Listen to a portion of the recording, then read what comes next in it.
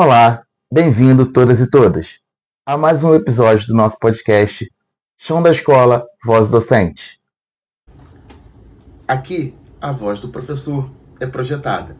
Lembrando que esse podcast é um recurso educacional produzido dentro do PROEF, por mim, professor Francisco, produzido, editado por mim e supervisionado pelo professor doutor, docente da Universidade Federal Rural do Rio de Janeiro, José Henrique dos Santos.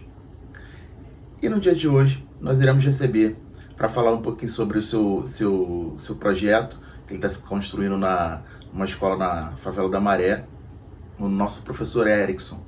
Ele vai falar sobre uma pedagogia acolhedora.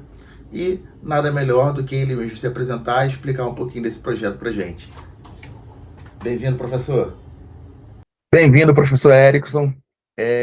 Gostaria que você se apresentasse, falasse um pouquinho de você, como é que você chegou na rede, quanto tempo você tem na rede municipal do Rio de Janeiro. Fique à vontade.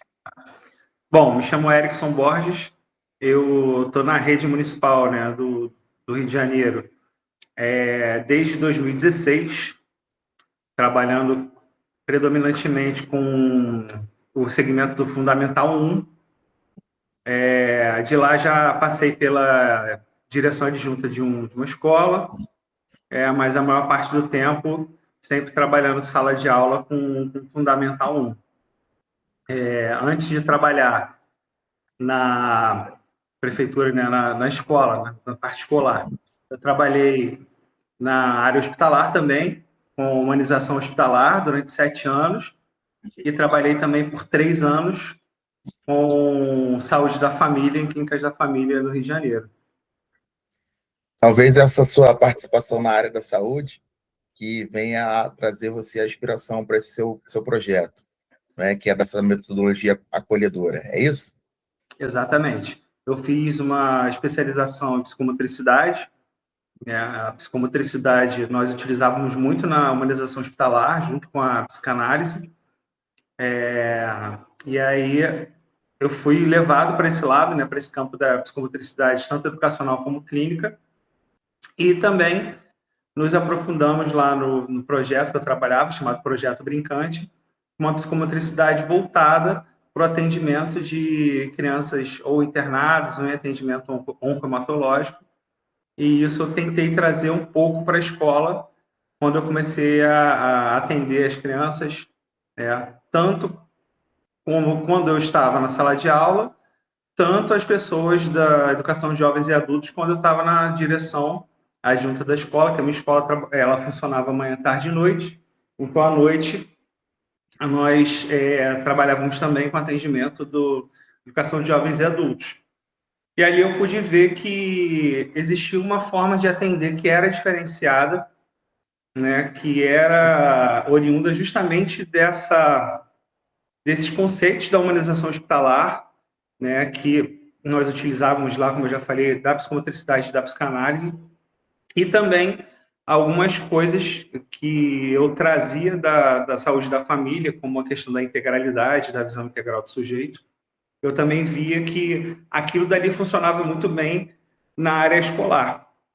Então, quando eu começo a trabalhar a escola e começo a atender,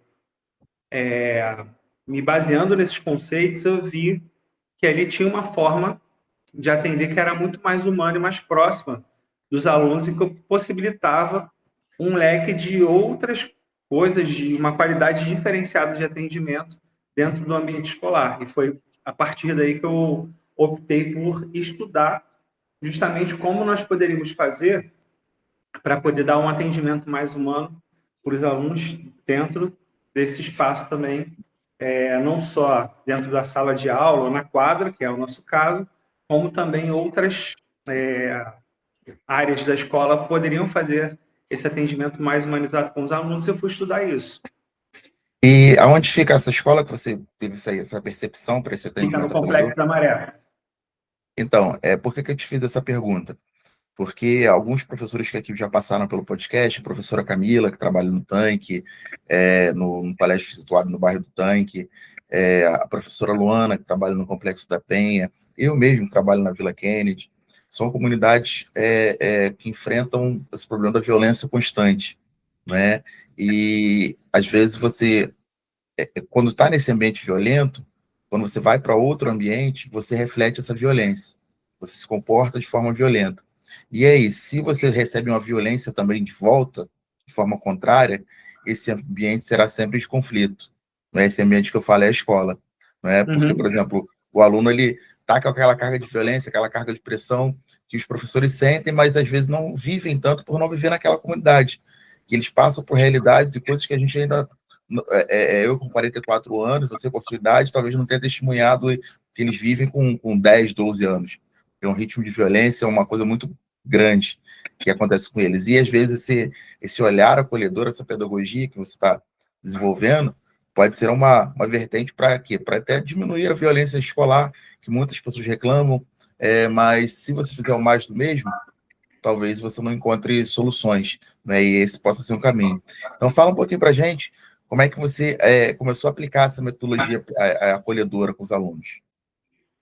Durante o período que eu fiquei lá, eu tentei elencar alguns conceitos, né, que eu já tinha estudado durante o período da humanização hospitalar. Eu tentei trazer alguns conceitos e me aprofundar nesses conceitos para tentar entender de que forma eles poderiam ser utilizados dentro da escola, né? A partir desse aprofundamento, eu comecei a ver que, na minha prática, eles tinham algum efeito positivo.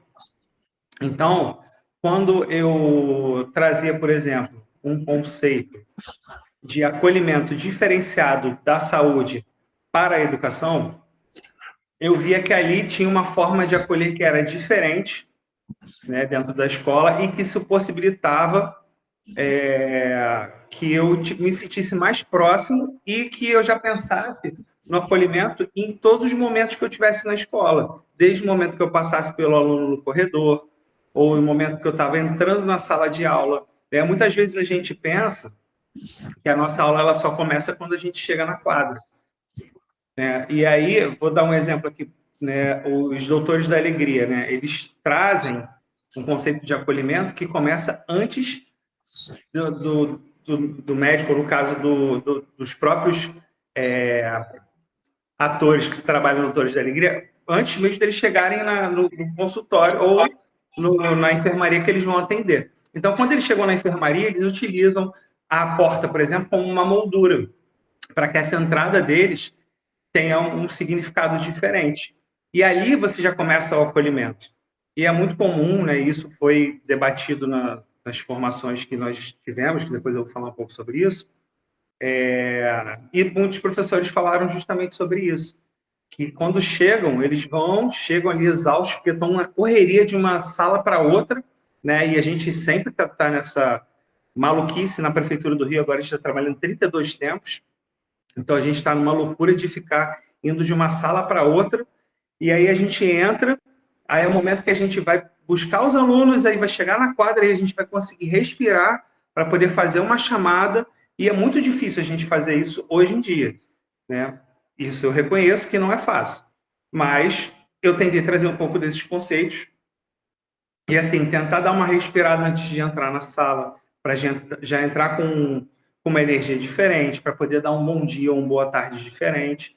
E isso faz com que os alunos se sintam mais acolhidos e cheguem na nossa aula de uma forma diferente, se sentindo mais próximos de nós. Quando a gente passa pelo corredor, às vezes correndo, o aluno às vezes pega a gente no corredor e quer contar sobre a vida dele, né, quer falar sobre como foi o final de semana, e a gente nem está no horário daquele aluno, mas a gente está com tanta pressa que a gente não consegue dar uma escuta ativa para esse aluno. Então, desses conceitos que eu estudei, eu tentei trazer para a minha prática. Quando eu vi que esses conceitos funcionavam, eu montei uma formação usando 8 desses conceitos para tentar discutir com os professores durante 4 encontros de formação continuada, né? Cada encontro demorou cerca de 3 horas, né? Então, durante 4 encontros, nós pudemos debater sobre esses conceitos e refletir sobre a nossa atuação em cima desses conceitos. E aí, a partir dali, a gente conseguiu ver que eles realmente tinham um efeito positivo na escola. E a formação foi muito interessante. Então, já estou até me adiantando, né? Desde que a gente não tenha falado sobre isso ainda, mas já estou me adiantando para que a gente possa falar um Então, pouquinho sobre além, isso. então, além de você ter construído essa metodologia, de uma metodologia acolhedora, você também fez um processo de formação para outros professores para multiplicar isso. E aí, Sim, no início da sua fala, você falou com relação ao professor ele poder respirar, ter aquele momento de tranquilidade, mesmo estando naquela correria, para poder atender bem o aluno. Tem um autor que ele escreveu o livro sobre o ócio criativo. Se eu não me sim. engano, acho que é Máximo de Graça. Ele já até faleceu. Mas aí, o interessante no livro dele é que ele fala sobre a importância de você fazer o seu ambiente de trabalho também um ambiente agradável, porque às vezes você passa a maior parte do seu dia no trabalho, e aí você torna aquele ambiente de trabalho um local exaustivo, um local de comunicação ruim, um local que você não consegue se sentir bem ali naquele local. Então, Uhum. quando você não se sente bem no local, você já acaba trazendo uma carga de estresse primária, não é? E aí vai acontecendo as problemáticas que acontecem no dia a dia, não é? E aí você consegue acaba descarregando tudo isso no seu aluno, que é o produto que vai receber o seu conteúdo, e aí você já está com aquela sobrecarga de estresse. Então, esse olhar também do professor ele parar, respirar e pensar na sua atividade com mais calma, com mais tranquilidade, isso já começa já também a ser um olhar transformador para a nossa prática. Mas aí, fala para a gente como é que foi essa formação, essa multiplicação que você já começou já nesse processo. Então, como você falou, nós precisamos, antes de pensar em acolher e de cuidar, nós precisamos nos sentir acolhidos e cuidados, né? Infelizmente, a gente, com essa mudança na nossa carga horária, os professores colocaram muito isso, que eles não estão se sentindo nada acolhidos e nem cuidados pela prefeitura. Então, a maior dificuldade que eles colocaram para que eles possam fazer hoje um atendimento acolhedor foi justamente essa questão deles não terem tempo para respirar, não terem possibilidade de fazer um trabalho de qualidade, porque é uma carga horária extenuante, absurda. E aí, durante as formações, nós tínhamos sempre um momento que eles pudessem se sentir acolhidos. Vou explicar como foi a formação de forma geral, né, que você possa entender.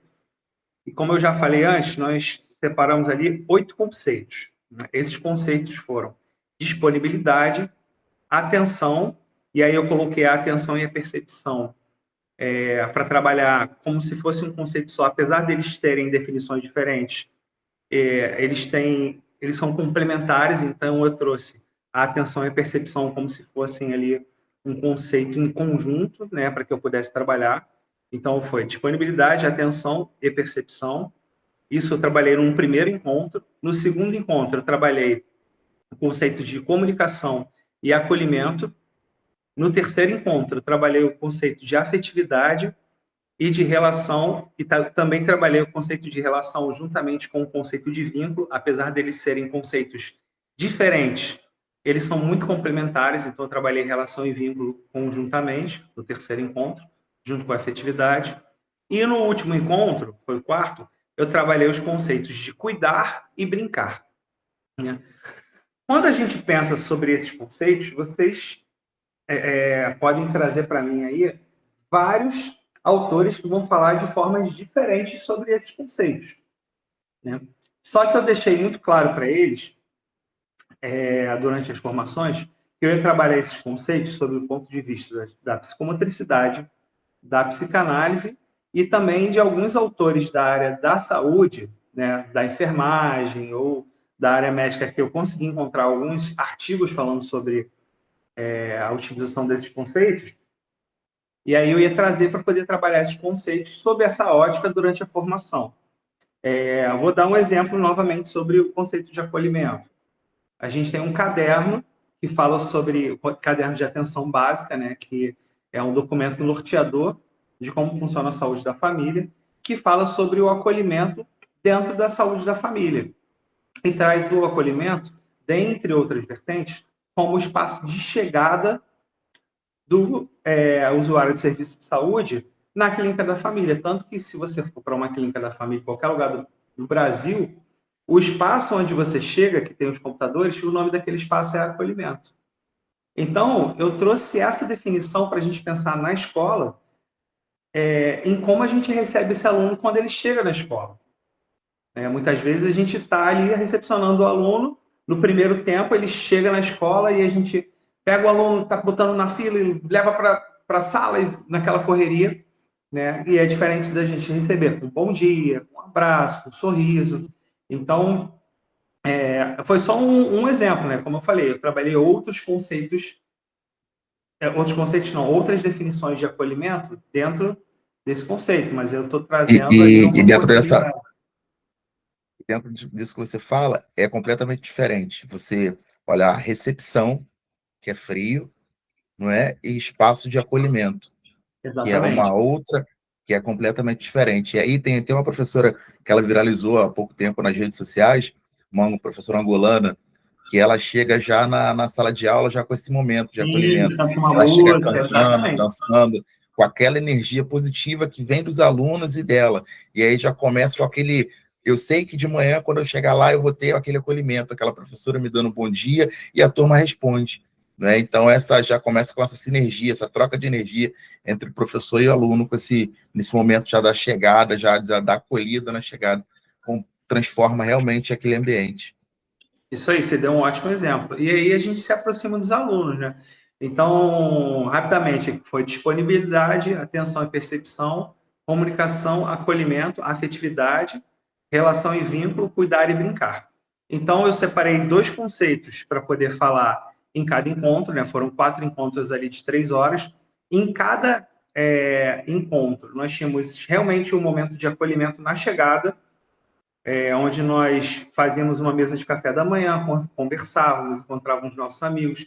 Esse tempinho que poderia parecer que eu estava perdendo ali da formação, era um tempo onde eles podiam conversar, as pessoas podiam conversar e encontrar amigos que muitas vezes a gente não consegue encontrar na maluquice ali, na loucura da rede. Então, a gente conseguia ter uma troca e ali eu já começava, ali em off, a falar sobre a nossa formação, a gente conseguia conversar sobre os espaços escolares ali já, eu ouvia os primeiros desabafos de como eles estavam se sentindo, né? Eu sempre, depois, tentava realizar uma dinâmica, ou que eles pudessem se sentir acolhidos, ou que eles pudessem falar sobre isso, sobre como eles estavam se sentindo dentro daquele espaço, sob a ótica ali daqueles conceitos que a gente já tinha trabalhado. Então, tinha esse movimento crescente dentro da formação, e aí depois eu entrava nas definições em si. Eu trazia citações dos autores, falava sobre as citações, e ali a gente sempre tinha uma reflexão sobre aquelas citações, ou um debate sobre aquelas citações. Então, eu trazia, por exemplo, o conceito de brincar do Freud, né? Que ele traz uma visão do brincar, que é um brincar terapêutico. E aí a gente pôde refletir ali sobre como a gente enxerga o nosso brincar espontâneo, né? Porque para a psicanálise a gente deve considerar que o brincar ele é espontâneo, já que o livre, nós nunca estamos livres de tudo que a gente tem de capital cultural, de social, então a gente sempre diz que é espontâneo, né? E aí eu trazia essa definição do Freud de um brincar terapêutico lá do início de 1908, então, onde já se falava sobre isso e parece que a gente esqueceu, e como a gente pode observar a qualidade desse brincar, as brincadeiras que os alunos trazem, e as temáticas que surgem dessas brincadeiras, né? E como a gente pode, muitas vezes, se embasar até para que quando a gente está no momento de brincar espontâneo ou livre, né? Como a gente normalmente fala, com os alunos, para que os outros professores das outras disciplinas não passem e falem lá, ó, o professor está rolando bola.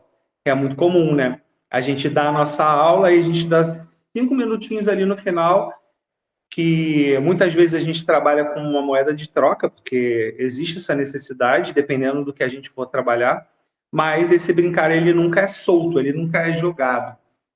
Então, por mais que seja um brincar espontâneo, que para o aluno ele está achando que é só uma moeda de troca que ele está fazendo ali, a brincadeira que ele está optando, é o momento que a gente observa que brincar é esse do aluno.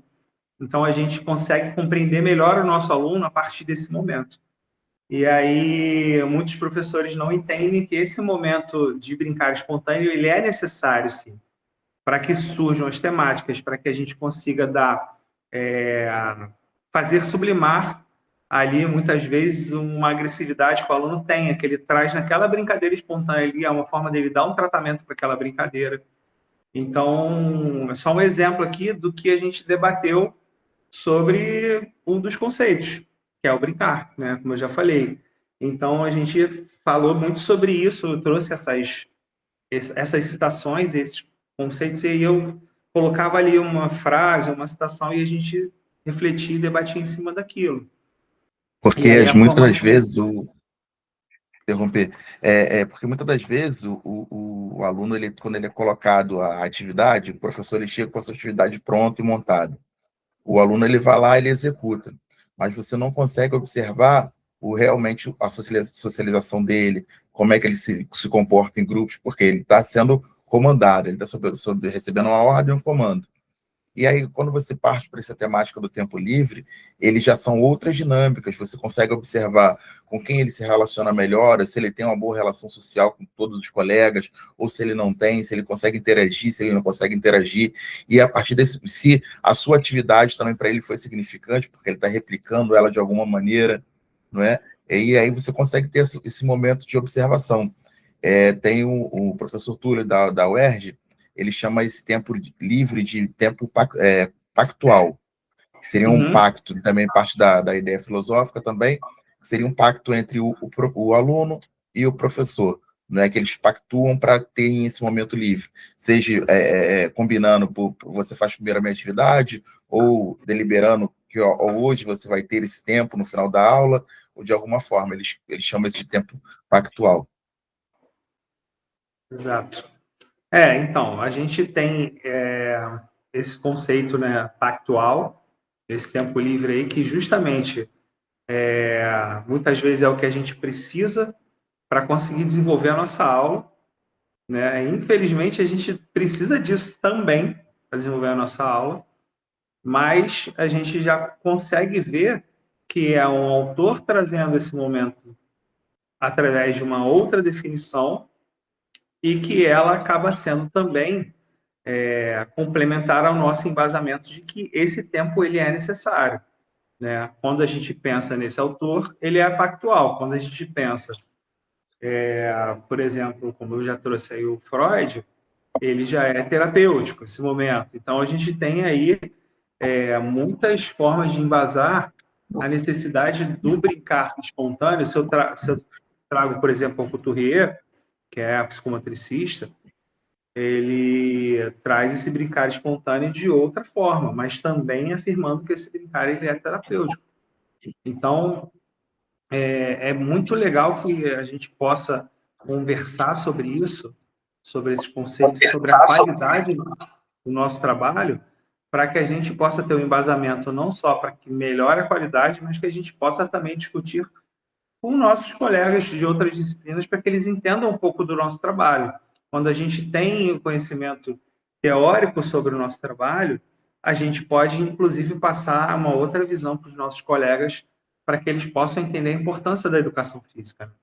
E aí, quando a gente para de ter esse movimento de formação continuada, a gente se afasta da academia, é um momento que a gente perde nosso embasamento. A gente, muitas vezes, vai chegar num conselho de classe, ou a gente vai chegar no centro de estudos e a gente não vai ter como debater sobre coisas, sobre questionamentos que vão acabar surgindo sobre a qualidade do nosso trabalho. E esse espaço aqui, que a gente está realizando aqui do nosso podcast aqui, que a gente está tendo esse bate-papo, é exatamente para levar isso para os professores. Durante a minha pesquisa, eu observei que os professores eles também reclamavam da formação continuada, de certo modo, e tinha algumas informações que eles gostariam de obter, né? E uma das principais reclamações era que elas são feitas, geralmente, essas palestras, essas formações, por profissionais que não estão no chão da escola. Então, não conhece a realidade do professor, como é que ele lida com as suas dificuldades, limitação de material. Na pesquisa tinha uma resposta que estava lá bem clara. Tem que vir alguém que conheça a realidade do chão da escola. E aí, daí, chamar você e outros professores mais exatamente para quê? Para que a gente tenha esse espaço de poder. O professor que está ali, que buscou está buscando a formação continuada através do mestrado do ProF, que eu digo, vale muito a pena, para quem não conhece, é um curso de excelência. Para buscar essa formação continuada, foi um espaço lá que nós também temos esse espaço de troca com professores de outras redes, não é, que nos possibilita também melhorar a nossa formação com conhecimentos diferentes, novos, de professores que estão fazendo coisas diferentes, e para além desse espaço que você também já está oferecendo, que na sua CRE ele tem um espaço que é diferenciado, de ter esse centro de estudos. Há quanto tempo tem esse centro de estudo lá? Então, no ano que vem, nós temos lá um GTF, né, que é o Grupo de Trabalho em Educação Física. No ano que vem, esse GTF vai estar completando 20 anos. Então, ele era da 11ª CRE, aí teve a divisão das CREs, ele ficou na 4ª, e aí funcionou um tempo assim, com a 11ª e a 4ª CRE ali em conjunto. Hoje em dia nós temos professores da 11ª ainda participando, de vez em quando temos professores de outras CREs, como tivemos da 7ª CRE também durante a formação, mas predominantes são professores da 4ª CRE que participam, e a gente tem um apoio enorme da coordenadora da 4ª CRE para que esse grupo funcione lá. Então, quando nós temos uma reunião do GTF, são disparados e-mails para todos os professores, pelo menos para todas as escolas, né? Não para todos os professores, mas para todas as escolas, e fica a cargo dessas escolas divulgarem para os seus professores e mandarem pelo menos um profissional de educação física para esse encontro. Infelizmente, isso não acontece, né? E aí eu pude ver durante a nossa frequência lá, né? Onde nós tivemos o encontro mais cheio, nós tivemos 60 participantes, e são mais de 160 escolas na 4ª CRE.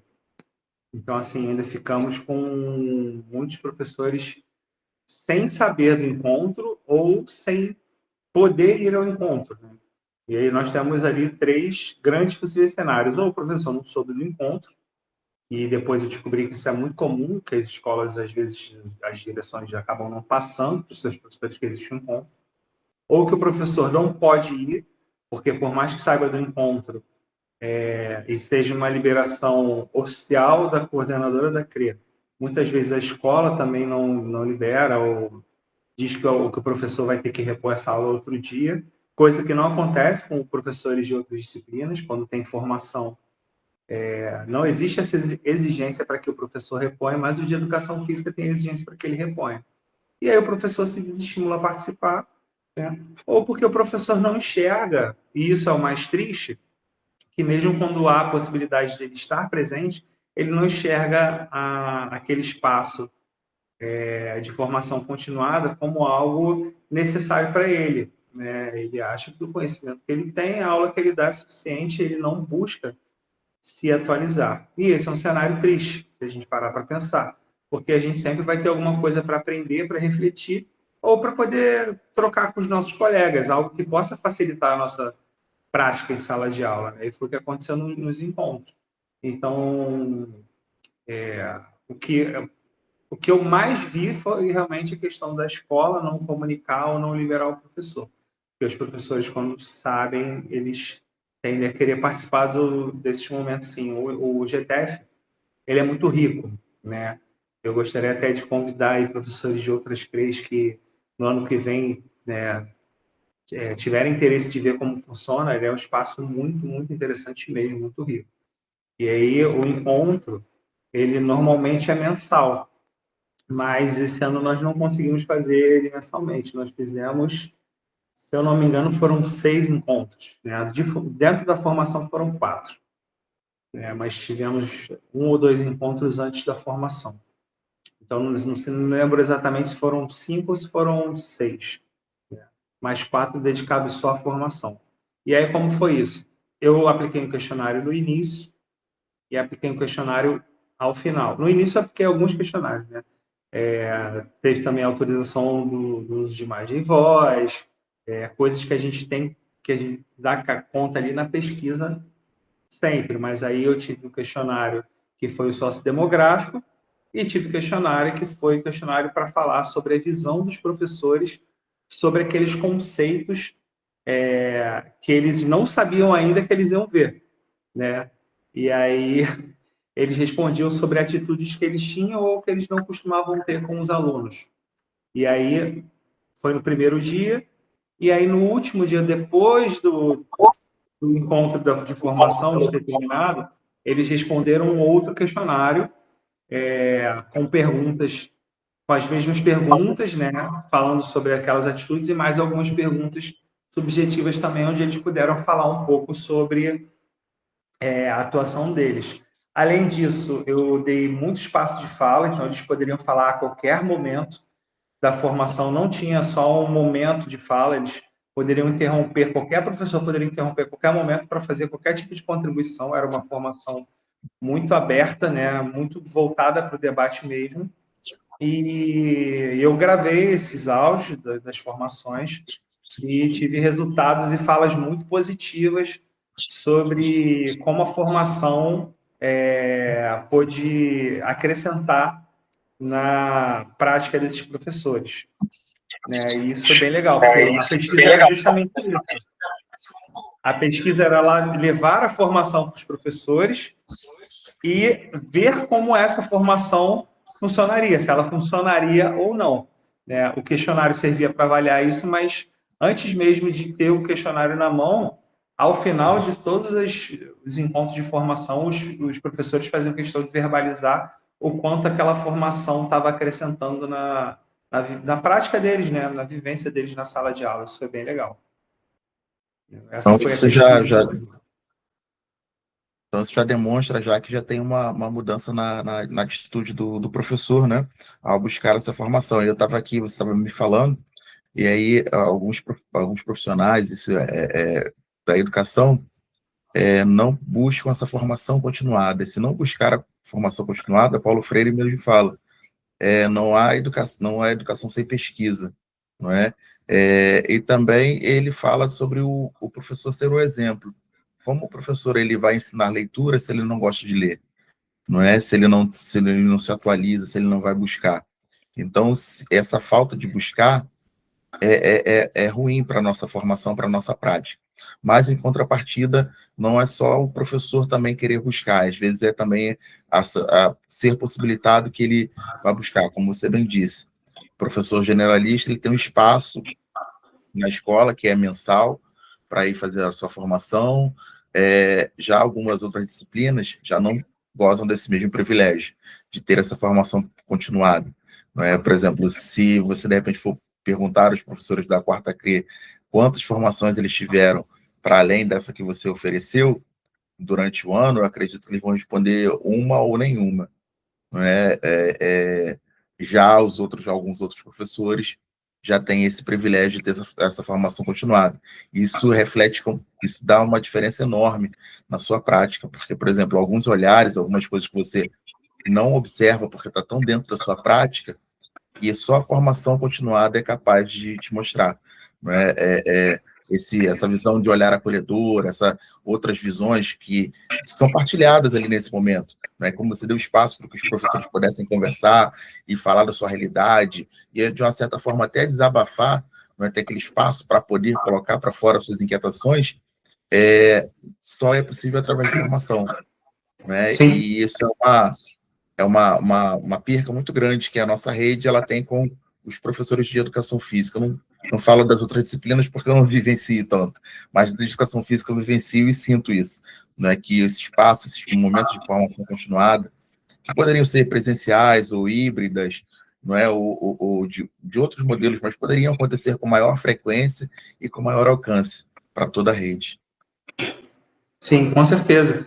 Eu até gostaria muito que esse espaço do GTF funcionasse em outras CREs também, que fosse que fosse um movimento inicialmente municipal, né, que todos pudessem ter essa troca dentro das suas CREs e que talvez pudéssemos ter futuramente aí um grande encontro de formação com apoio da Escola de Formação Paulo Freire, com alguém da nossa que seja da nossa cadeira ali de educação física, mas que venha do chão da escola para poder falar sobre isso, porque muitas vezes a gente tem uma coisa ou outra ali, mas que a gente sente um distanciamento absurdo do que a gente trabalha, né? Muitas vezes é alguém que não pisou tanto na sala de aula, não esteve dentro desses espaços que são mais complexos, porque quando a gente lida com espaços que vivem com um contexto de violência ali, como algumas favelas do Rio de Janeiro, a gente tem uma forma de abordagem totalmente diferente, a gente sente isso, a gente sabe que são crianças que vêm com uma postura diferente, com um comportamento diferente, uma dificuldade diferente. Não estou falando isso por mim, mas estou falando isso porque tem estudos que mostram isso justamente. Então, assim, quando a gente estuda, a gente pode se embasar para falar sobre isso, né? Como a violência impacta na parte cognitiva, isso no mundo inteiro. Então, eu só estou falando porque eu pude realmente estudar isso, buscar artigos que falam sobre isso. Então, é uma forma, como eu falei, da gente poder estudar, se embasar e entender por que as coisas acontecem dentro dos espaços que nós estamos. Mas quando a gente só lê é uma coisa, quando a gente lê e vivencia é outra. Então, eu realmente espero que outros professores possam passar por um momento de formação continuada dentro da rede, e se não tiver oportunidade de passar, que procurem especializações, que procurem mestrado, procurem continuar estudando, não deixar assim, não sinta que só seu trabalho na sala de aula vai ser o suficiente, porque a gente sempre pode melhorar através do estudo e da reflexão. E no final desse seu trabalho, o que você pretende apresentar? Você vai elaborar um e-book? O que você vai elaborar ao final de recurso Então, educacional? o recurso educacional foi a própria formação, mas eu tinha planejado fazer um e-book, né? Mas em conversa com a minha orientadora e com outros professores durante a minha qualificação, eles me deram uma devolutiva e entenderam que o e-book seria algo muito extenso para que eu fizesse o e-book e a formação continuada também como recurso educacional, que não havia necessidade de eu produzir 2 recursos educacionais. Então, só a formação continuada foi suficiente, né? O recurso educacional já foi aplicado e como é uma das nossas obrigatoriedades, aí, das nossas obrigações dentro do mestrado profissional, né, é fazer um recurso educacional que converse com a área, que acrescente para a nossa área. E a minha orientadora, que é a Valéria, ela falou: Erickson, o bom é que o seu recurso educacional ele já está sendo avaliado, já está tendo a sua efetividade avaliada dentro da sua própria pesquisa. Então, não tem necessidade de você fazer um e-book se a sua formação continuada, além de ela estar sendo um recurso educacional, ela está sendo avaliada dentro do próprio mestrado.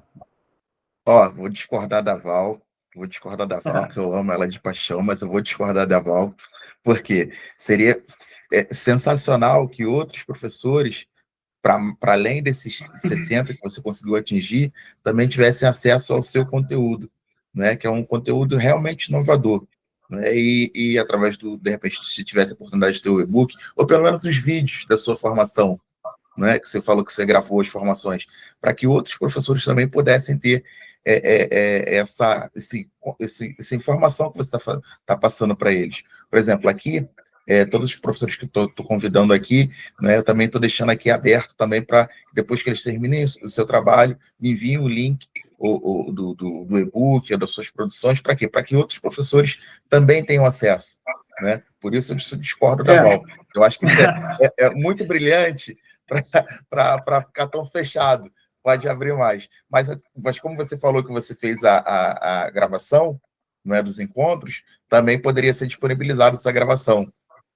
Eu fiz a gravação dos áudios, né, como uma forma de pesquisa mesmo, não, porque tem as falas dos outros professores, e assim, nós tivemos momentos fortes, onde algumas pessoas chegaram até a chorar, falando sobre o efeito da formação na vida delas, né? Então, a gente tem esse impedimento aí da postagem dos áudios da pesquisa, né? Ele realmente serve para análise. Só que o que vai ficar aí que não vai ser exatamente um e-book, mas o que vai ficar aí para que as pessoas possam ter acesso são os slides da formação, né? Ao final de tudo, esses slides serão anexados na minha dissertação e a própria dissertação em si, que vai trazer todo o embasamento teórico com os conceitos e tudo mais. O que a gente não vai ter é reflexão sobre isso, que só para quem participou, né? O ideal seria que eu conseguisse fazer essa formação na rede toda, para todos os professores, em todas as CREs. E é o nosso objetivo aí. É que depois que termine o mestrado, para que eu possa passar em todas as CREs, fazendo essa formação aí, esses 4 encontros com todos os professores. E essa formação, como você fala que tem esse espaço, esse momento de troca, seria um impeditivo para que ela ocorresse de forma remota, online. Exatamente porque você não teria esse espaço de troca tão potente quanto é o pessoal ali. Que vocês podem falar, se expressar, não é diferente do virtual. No virtual você consegue falar no chat, se manifestar de certa forma, mas o presencial é mais potente. É uma opção virtual, mas o presencial é bem mais potente. Então, Erickson, eu não vou tomar mais tempo das suas férias. Eu sei que você está nas férias. Gente, quem está nos ouvindo aqui, eu hoje, quando fui chamar ele para participar, a gente já tinha combinado já a data de hoje. Aí ele falou: olha onde eu estou. Ele estava na piscina, céu azul, ambiente maravilhoso. E eu consegui tirar ele de lá para trazer ele para esse bate-papo. Foi muito bom. Erickson, eu queria só que você deixasse uma mensagem para os professores da nossa rede, não é, para a gente encerrar nosso bate-papo e eu te devolver para suas férias. A mensagem que eu posso deixar, que eu acho que tem relação total com o que eu falei durante a formação, né, é que os professores possam olhar os seus alunos de forma integral, né? Eles possam olhar os seus alunos como pessoas que têm as suas necessidades, que essas necessidades têm uma subjetividade enorme, cada pessoa tem as suas questões, né? Nós temos as nossas questões como professores e cada pessoa que está ali trabalhando com a gente também, ou outros professores, ou as pessoas da cozinha, ou as pessoas da portaria, todas elas têm suas subjetividades, têm suas questões em casa, passam por problemas, assim como os nossos alunos. Então, para que nós possamos sempre olhar as pessoas dentro das suas necessidades, das suas subjetividades, por mais que às vezes seja uma pessoa que não está conseguindo demonstrar tanto carinho, mas que ela precisa ser acolhida dentro de todas as questões que ela precisa. Tá? Então, sempre olhar a pessoa dentro do que ela precisa, tentando olhar com acolhimento, tentando olhar com gentileza, para que a gente possa dar um pouquinho de conforto para essa pessoa e que essa gentileza também possa ser multiplicada, né? Aquela frase gentileza gera gentileza. Eu até tenho tatuado aqui no braço também, ó. Não sei se dá para ver aí, ó. Dá para ver bem. Né, que eu acho que isso aí traz um pouco de conforto para quem está do nosso lado e que a pessoa se sente melhor de estar com a gente, que possa também multiplicar coisas boas aí na vida uns dos outros. É isso. Erickson, muito obrigado aí pelo nosso bate-papo, foi maravilhoso. Para quem nos acompanhou até aqui, eu deixo aquele abraço. Tchau, tchau. Até a próxima. Valeu, galera. Valeu, um abraço. Tchau, tchau.